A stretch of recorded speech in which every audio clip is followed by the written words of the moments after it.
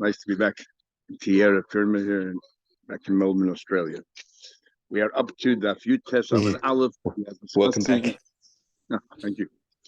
We are discussing the laws of Eved, Ivri, and Amr Bria, and we started talking about the concept of Yud, which is that the owner, the master, weds her, or his son, one of his sons wed her. So the Shlakish has here, and then we also discussed about once, she was a maid once, and then freed after 6 years, can the father sell her again or not? Or he married her off and got engaged and then divorced, where the father could sell her off again. We had a machlekes tonight, 3 different tonight. So now the Rish Lakish has an interesting question. Boy, Rish Lakish had a question. Mahu shemiyayid adam lebnei katan. Can a person wed his son, because it's a mitzvah of Yud, but his son is under bar mitzvah? When it comes to this kind of Kiddushin, can normally a katan cannot marry a woman, but maybe in this case he can. What's the shaila?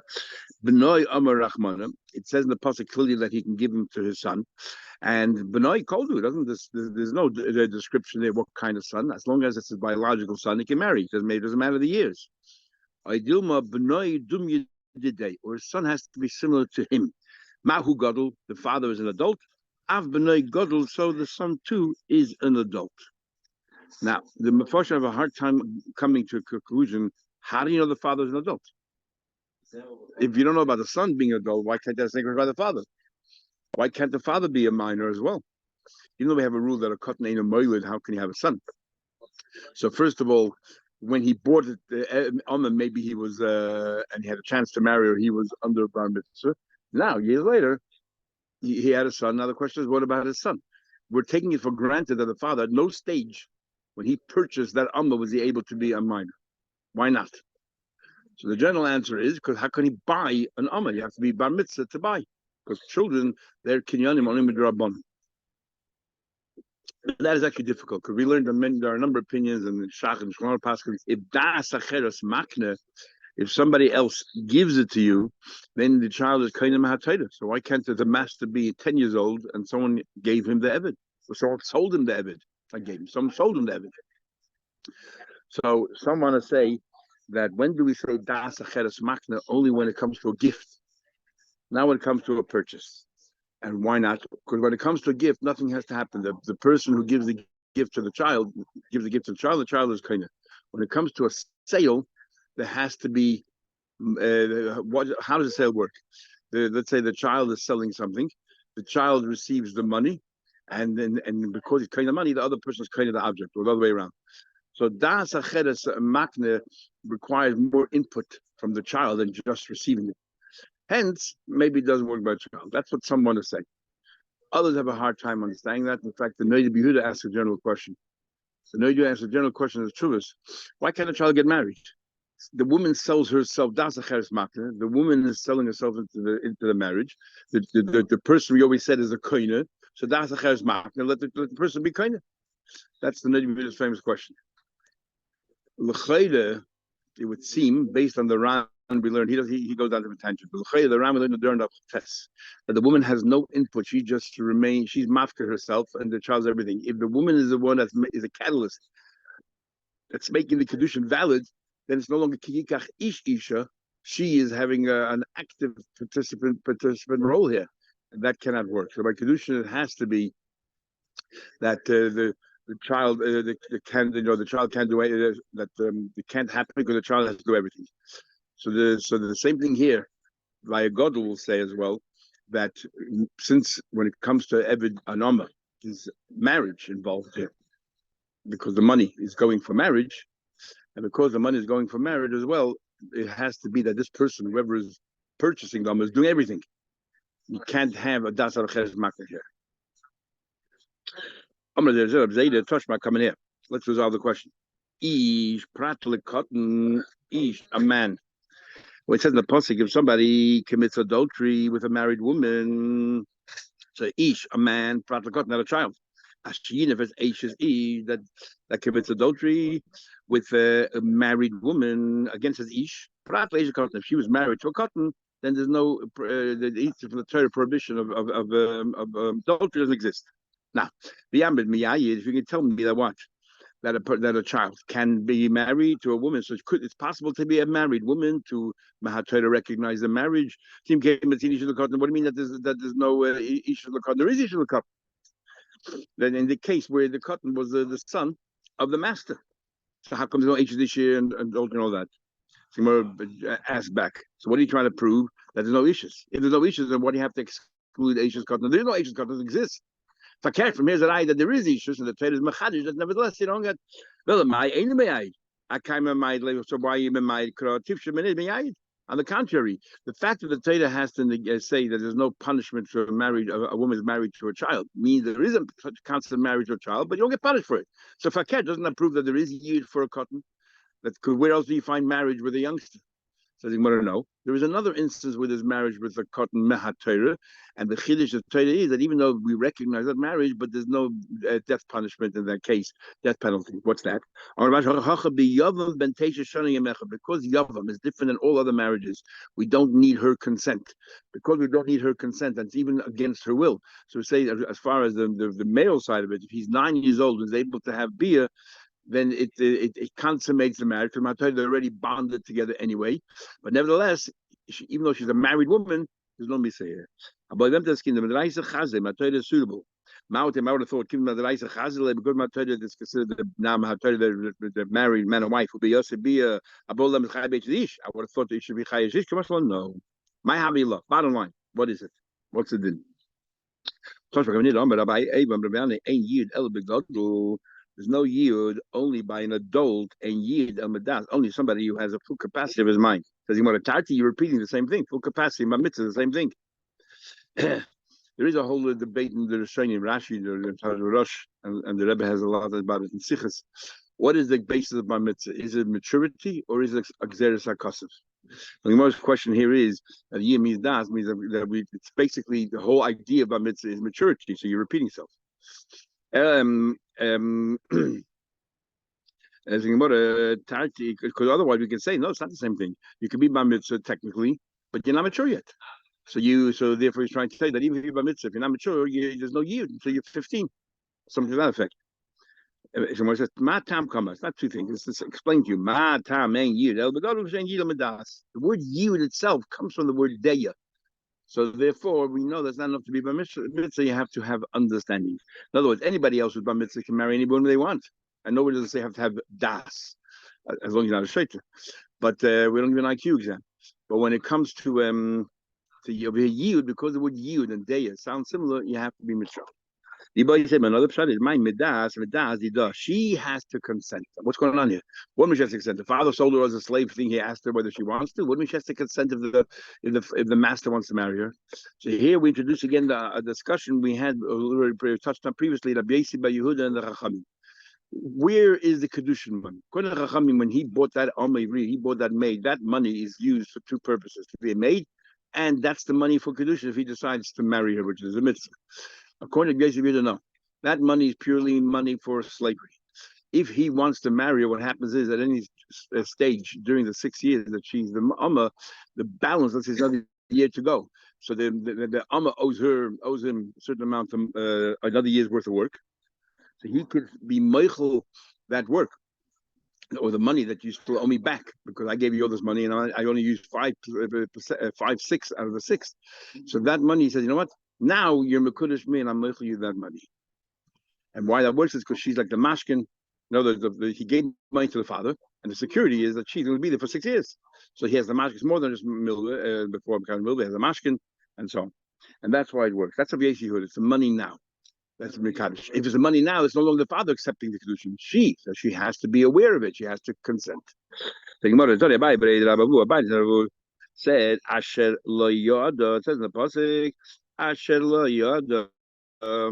Malamed that he marries her. Malamed comes to you should tzarich li yada that you have to what make her aware. Who Tanila he studied, he said it. Who Amlan explained it. B'kedusha yid, and according when it makes sense, according to the base of Yehuda. The Armari said Moshe Shrein Islam Kedushin. That first money was not Kedushin. So where's the money for Kedushin now during her servitude? Therefore, you're dealing directly with her. So she has to be aware and agree. One thing even if you want to argue that the money initially was given for Kedushin, you still need her consent. Now, why should it be different in any other case where a father marries off his daughter? Because shiny hachas is there's a cost of the Achmana Yada. Because the Torah clearly says Yada, which sounds like Deya, and because the Torah clearly says Yada, even if the first money, original money, was a Kiddushin money, whatever he decides during those 6 years to marry her, she has to consent. She has to have her das. What's the Rabbi you keep on quoting? Tanya, the Braisa, it says in Pasuk, Yod, and then it says in Pasuk, it says in Pasuk, if she was bad in the eyes of a master, what? They were supposed to marry and he didn't marry her. And and you want to then pass her on to another person, redeem her to a strange nation, which we translate to another master. So it says one word succession after another. Yada the hefta. Tell you, Tzadishesh who's b'yoyim k'dei pediya. Abiyasi Yehuda says that you cannot redeem the last minute of the 6 years. You cannot the last minute of the 6 years say I want to marry her. There has to be time that if she wanted to redeem herself, there's still show put the worth of money left.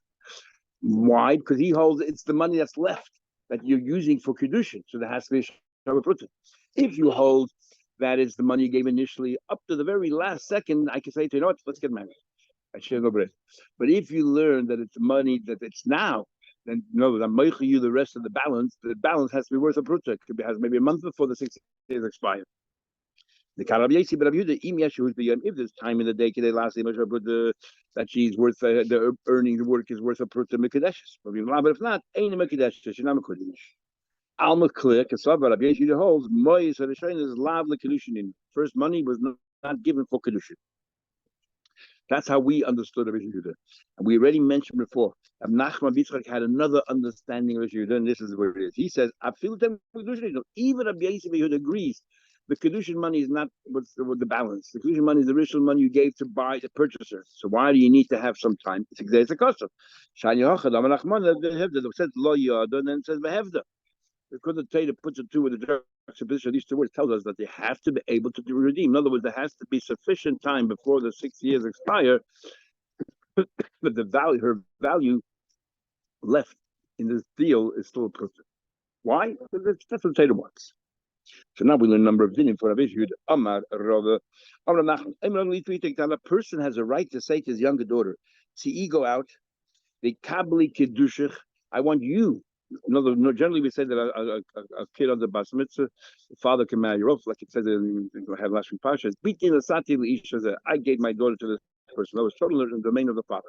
The father has the right to pass this chus to his daughter. You can say to her, "Go out there and mekabel your kedushin." And how do I know that? From Rabbi Yehuda. Lava Rabbi Yehuda. Mois or the straight is lav kedushin. The reason money the father got is not for kedushin. And yet, how does the master marry? He deals directly with her, and it's the balance of the money that is owed to the master is Meichel, which means that the daughter can accept the money and be Mekudesh, which is a kana. I mean, the father, but he sold her off as if he said, I'm giving you that chus. As long as the Shabbat is left Kedushin. No different. So, what we have here is that. So, how does it work? The father has the ability to give this chus to the kana that she now acts independently, or the kana is sort of acting as a shliach, even though there's no shliach by kana, she's representing the father. And I guess then I try to work out my nafkamin within between these two approaches. So that's one chiddush for Reish Yehuda.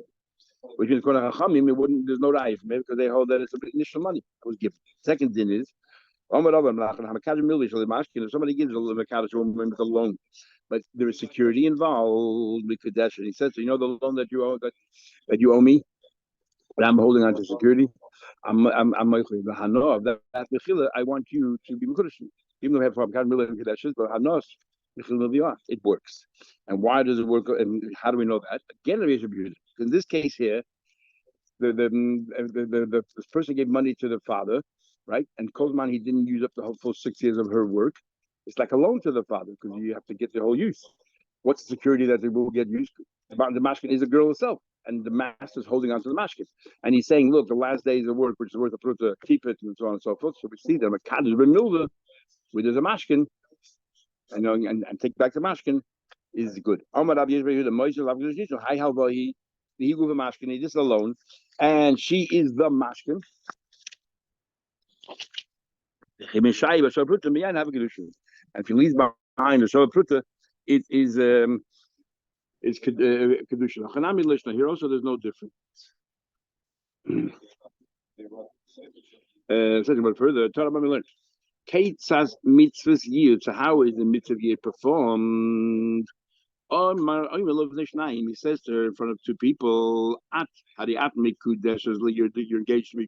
Hadi at me edusly." The main one is miyedus, but that's the wording that it's not now Gemara, but the Bach says you have to add it in. That's the main word of the pasuk, yud.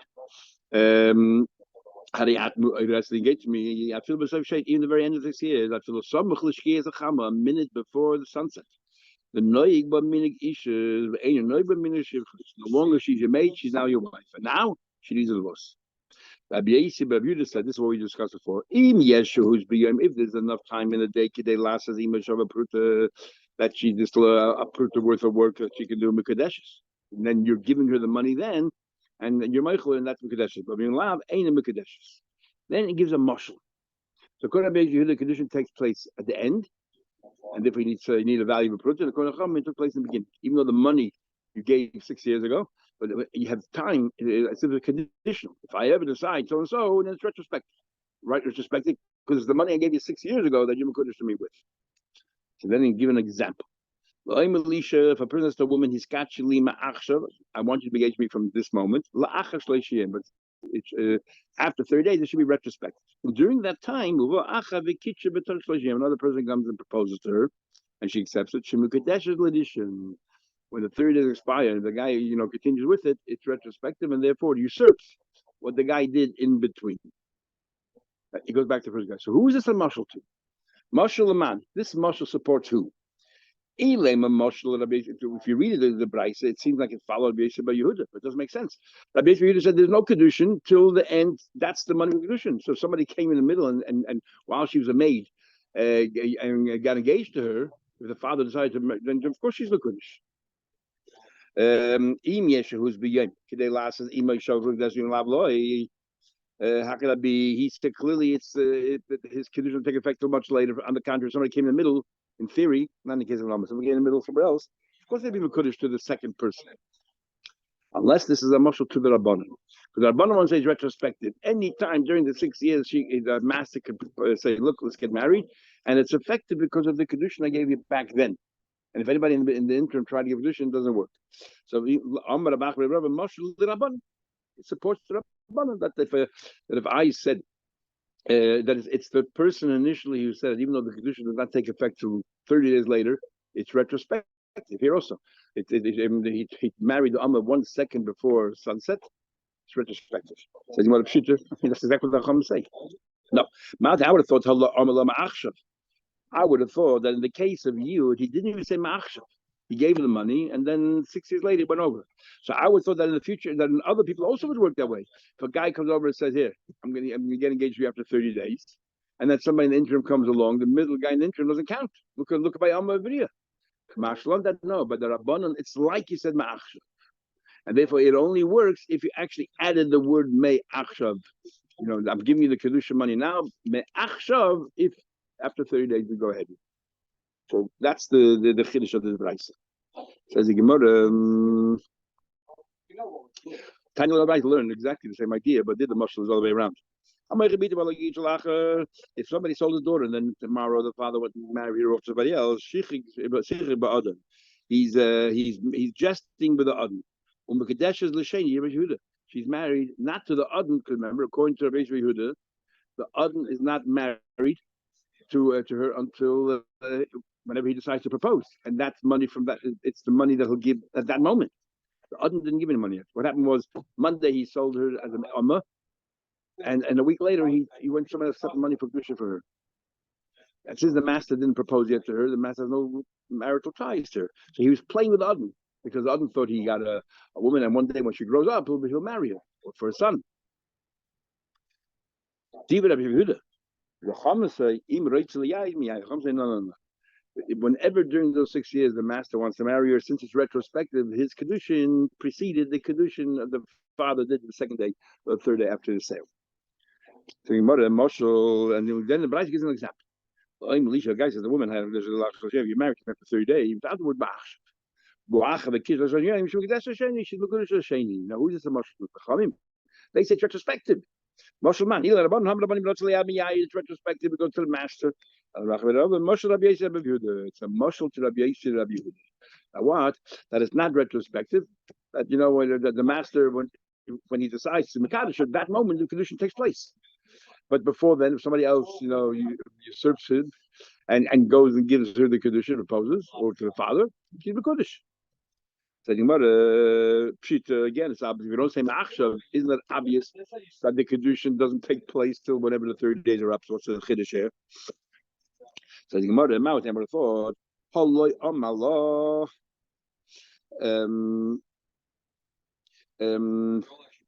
In our case, in the case of Rabbi Yehuda, there is a chiddush. We would have thought that Rabbi Yehuda didn't mention marriage. He just gave the money for a thing. Of course, he didn't mention marriage. When you decide to marry, it's a new topic. So if somebody comes along before that and proposes to her, and the father accepts the money for condition, she's married to the second guy. But in our case, you specifically spoke about marriage. You said, "I'll marry you," but after 30 days. This is much closer to the idea of marriage in the case of Evans. I would have thought, maybe in this case, even though I didn't add the word ma'achshav, right now you're tied to me at least till those 30 days come about. Let's see what happens. And even though I didn't say ma'achshav, somebody else comes along, he has to wait. That's what I would have thought. That doesn't matter. If you don't say ma'achshav, nothing happens until after the 30 days. If somebody, let's say, sells his daughter and he made a condition on Manash, the Torah says that there's a mitzvah to go ahead, to mimiyayit, and he sells his daughter on the condition that this guy doesn't marry his daughter. He needs the money, so he sold it, but I have someone else in mind when she's older to marry. So the machlekes is that a valid sale or not? In this guy matanai, do you remember? He said, "Yep, the tanai is valid."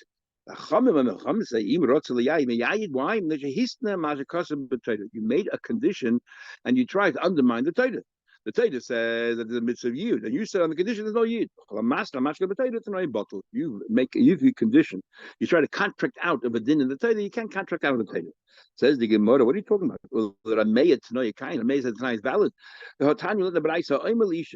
a man says that we have this already in Ksubas, if a man says to the woman, you're engaged to me, almanas on the condition, I don't want you to have any kindness to me because I'm not going to meet my obligations. But the Torah says that I have to provide her the clothing and the food and so on. I'm not going to do that.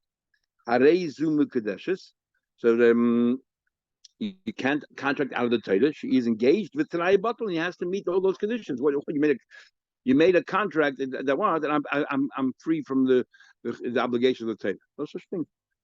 And Rabbi Yehuda says Yehuda says the oina part, the obligation that you have the Torah as a man and wife, you cannot contract out of. But the money, she can be meichel. If she accepts the marriage, what she's saying is, yeah, meichel you the clothes, meichel the food. You can be meichel. So what does he clearly made hold? You cannot make it tonight against a Torah. How could a mayor say that a guy can make it tonight? I'm selling you my daughter as an Ummah on the condition you don't marry her. You make it tonight against a Torah. How can you do that?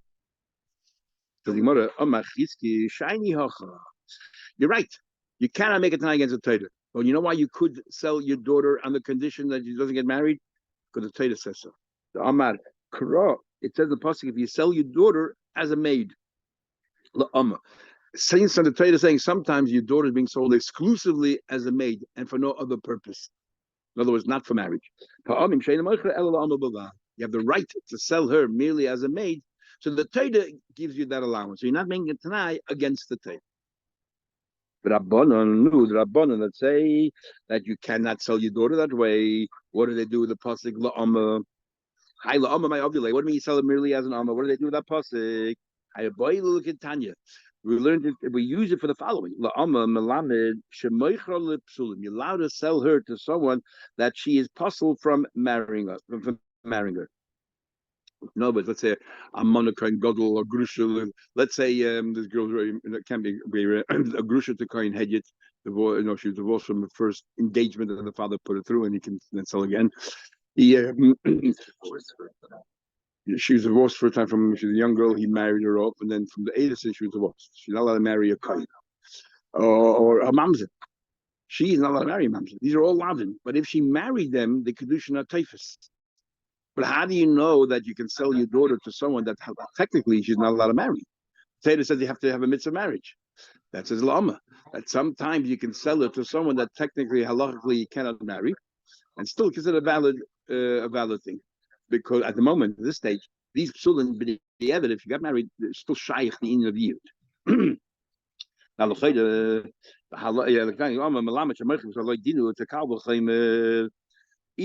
we would have thought,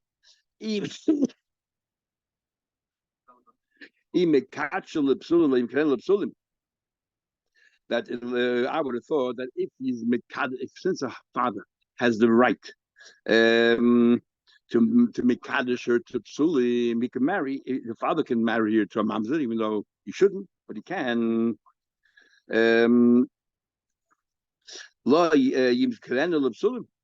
Surely he should be able to sell it to psulim, right? Surely if he can marry his daughter off to psulim, surely he can sell it to psulim because marriage is like one step away.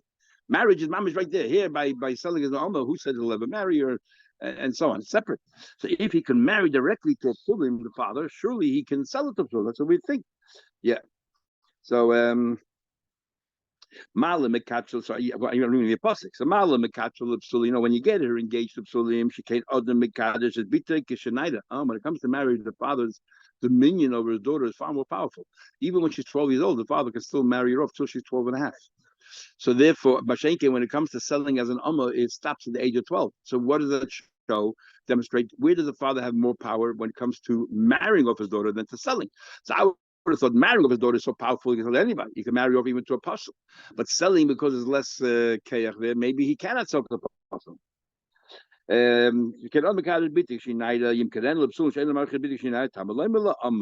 why we need la'amma. La'amma is telling you, yes, you can marry her la'amma even merely as a maid, and she will, halachically shouldn't be able to marry the person. You can still tell her you can marry the psulim. So that's what I need the pasuk for.